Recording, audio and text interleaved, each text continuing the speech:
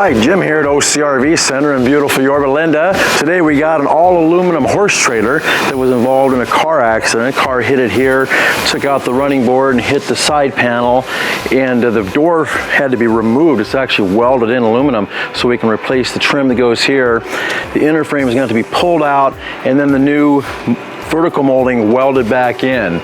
This is a really specialty item that very few shops can tackle, but we're here for all your horse trailer needs, so give us a call, OCRV Center. Thank you.